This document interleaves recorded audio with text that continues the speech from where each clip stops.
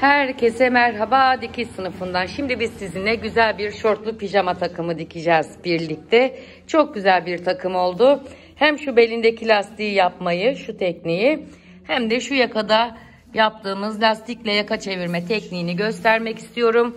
Bu tişört kalıbını ilk kez denedim. Bunu aynı zamanda volanlı kolda yapabilirsiniz ama biz kalıp denemek istediğimiz için kısa kollu yaptık. Burada da şort çalışmamız var gördüğünüz gibi. Keyifli seyirler diliyorum. Dikiş sınıfında kalın, sevgiyle kalın. Yeniden merhaba diyelim. Kalıp bilgisini veriyorum. Hobi burada. Bluzlar 2002'ye Ocak sayısı 42 bedenden çıkarıyorum. Klasik tişört kalıbıdır bu. Yatak pijaması olacağı için bir beden büyük yaptım. Biliyorsunuz ben 40 bedenim. Şort kalıbım da gene Burada dergisinden. Onu da hemen paylaşalım. 2017'ye Temmuz sayısı. Ama siz illaki bu kalıplarla yapmak zorunda değilsiniz. Zaten baz kalıp gerekiyor biliyorsunuz. Elinizde önceden çıkarılmış olan tişört kalıbı varsa, şort kalıbı varsa onun üzerinde modelleme yapabilirsiniz, uzatabilirsiniz, kısaltabilirsiniz ve kendinize böyle bir pastel planı hazırlayabilirsiniz. Daha uzun, daha kısa yapabilirsiniz. Ben tişört kalıbını denemek istediğim için böyle uzun haliyle yerleştirdim. Şimdi keselim ve dikelim. Penye kumaşlarda neler yapıyoruz görelim. Şimdi bir overlock payı verecek kadar kumaşımı keseceğim. Keserken elim kumaşın üzerinde oluyor. 42 beden olduğu için de çok fazla dikiş payı vermeme gerek olmayacak. Overlock payı kadar veriyorum. Önde biraz yakayı açacağım. Daha sonra çünkü biraz açık bir yaka olsun istiyorum. Yatak pijaması olduğu için kestikten sonra da ne yapacağız? Overlock'la birleştireceğiz. Önce bir parçayı, sonra diğer parçayı yapacak şekilde. Yani önce üst veya önce alt olarak gideceğiz. Kesimimiz bitti. Şimdi kol işaretlerini alacağız. Daha sonra ne yapacağız? Omuzları birleştireceğiz üst bedende. Ama omuzlarda şerit takıyoruz biliyorsunuz örme kumaşlarda. Onu bunda yapmayacağım pijama olduğu için. Onunla ilgili linkleri de aşağıya bırakırım. Neden örme kumaşlarda omuz dikişine şerit bırakıyoruz? Esneme yapmasın, marullanmasın diye, ama pijamada çok gerek duymadım şu an. Bakalım, fikrim değişebilir tabii. Sadece şunu yaptım. Önde yakayı biraz açık istediğim için şurayı biraz kestim ve pijamamın önünü kalıptan farklı olarak oydum. Yani şöyleyken böyle oyuk bir yakam oldu. Üst bedeni dikmekle işe başlayalım. Dediğim gibi ilk önce iki omuz dikişi birleşecek. Buraya normalde kendi kumaşından veya pamuklu şeritten şerit koyarız. Ama koymayacağım. Daha sonra kolları birleştireceğim. Ya da omuzları yapıp yakayı yapacağım. Daha sonra kolları birleştireceğim. Yüreğim beni nereye götürüyorsa oraya gideceğim. Daha sonra da şortu şöyle ayırdım. Şort dikişini yapacağız. Şimdi omuzları diktim.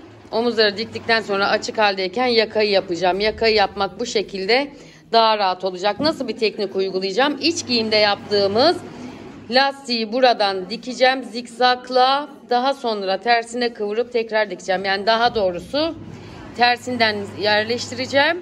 Bu tarafa doğru kıvırıp kapatacağım. Böyle göstermek istiyorum. Tersinden zikzak yaptık. Daha sonra o zikzak gene tersine doğru kapattığımızda kenarına ribana yapmadan böyle güzel bir şey dikmiş oluyoruz. Bunda dikkat etmemiz gereken şey sadece lastiği esnetmeden takıyoruz. Hiç esnetmiyoruz. Şöyle tekrar göstereyim.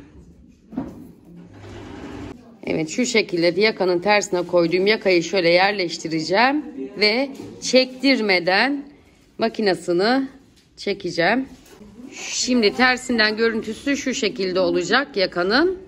Sonra bunu böyle kıvırdığımızda, o aşamasını gösterdiğimde rahatlıkla anlayacaksınız.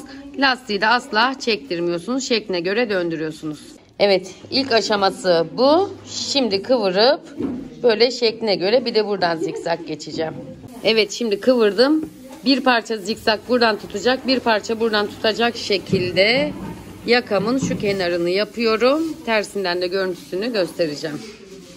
Tersinden böyle gözükürken yüzünden bu şekilde gözükecek. İnşallah anlaşılır olmuştur anlattığım şey. Yakamın görüntüsü bu şekilde. İlla lastik koymak zorunda da değilsiniz. Şerit koyabilirsiniz. Kendi kumaşından yapabilirsiniz ama lastik bize hem kolay geldi hem de yakayı güzelce topladı. Yumuşacık da bir lastik olmasına dikkat edin. Yakamız bitti. Şimdi kollar takılacak. Kolda da çıtlarımı almıştım. Çıtlar çıtlara denk gelecek şekilde birleştirelim. Çıt işaretlerine ve kol ortasına dikkat ederek iğnelerimi de dikine takarak kollarımı yerleştirdim. Şimdi birleştireceğim. Ütüsünü yapacağım. Daha sonra da kol alt dikişi ve etek ucu kol ağzı bitiyor. Kollarımı da diktim. Kollardan sonra kol altı, etek ucu, kol ağzı, pijamamın üstü bitiyor.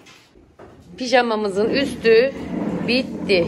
Şimdi şorta geldi sıra. Tabii bu kolları ben kalıbı da denemek istediğim için takma kol yaptım ama bu kumaşta ve bu modelde kol üstüne şöyle incecik bir volan da çok şık olurmuş diye düşünüyorum. Belki ikinci pijamamızı da öyle dikeriz. Manken üzerinde de şöyle bir görelim. Dediğim gibi yaka daha kapalıydı. Yakayı açmıştım ben. Gayet güzel bir pijama üstü oldu. Zaten tişört kalıbı bundan. Tişört de çok güzel olur. Şort dikiminde biliyorsunuz ki biz ilk önce 2A dikişini birleştiriyoruz. 2A dikişini birleştirdikten sonra işlemlerimize devam ediyoruz. Normal bildiğimiz lastikli pijama pantolonlar gibi dikeceğiz. Lastik şeyler A'lar, iç paçalar, dış paça dikişler olacak. Yanı dikişsiz de yapabilirsiniz tabi bu şortu. Şimdi şortumuzu da dikelim ve takımımızın bitmiş halini görelim. Şortumuzun yanlarını da birleştirmiş olduk. Ağlar birleşti. Geniş bir kalıp olduğu için de çok rahat bir yatak pijaması oldu. Şimdi bel lastiğini takacağım. Linkini aşağıya bırakıyorum. Lastik dikme videolarımız var. Oradan da izleyebilirsiniz. Bunda belki farklı bir teknik kullanabilirim. Şimdi deneme yapacağım. Ondan sonra tekrar size anlatacağım. Evet. Bel lastiğini de bu şekilde takacağım. Aynı yakada yaptığım işlemi buradan dikip buradan çevirip beline şöyle, tabi bu sefer çektirerek yapacağım. Şöyle gözükecek. Evet, dikerken lastiği hafifçe şöyle çektiriyorum ve şu şekilde zikzağını yapıyorum.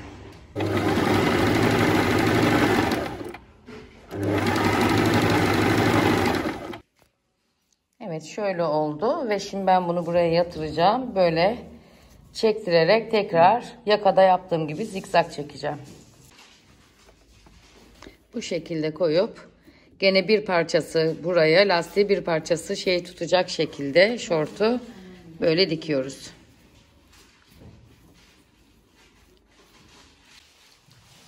Lastiğimiz de bitti gördüğünüz gibi. Şuradan ortadan da bir zikzak yaptım. Rahat olsun, rahat kullanalım diye. Tersinden görüntüsü de budur. Şimdi sıra burada. Bu da bitiyor. Takımımızı görelim. Şortumuz da bitti. Etek ucunda yaptık. Yan dikişler, lastik derken güzel bir yatak pijama şortumuz da oldu. Alt üst takım halinde de şu şekilde görüyoruz. Giymek isterdim ama atölye şartlarında şu an sizin için bunu giyemiyorum. Çok güzel oldu. Kumaşım zaten çok güzeldi. Kalıplar da çok tavsiye. Yeniden başka bir videomuzda görüşmek üzere. Abone olmayı ve dikiş sınıfında kalmayı unutmayınız lütfen.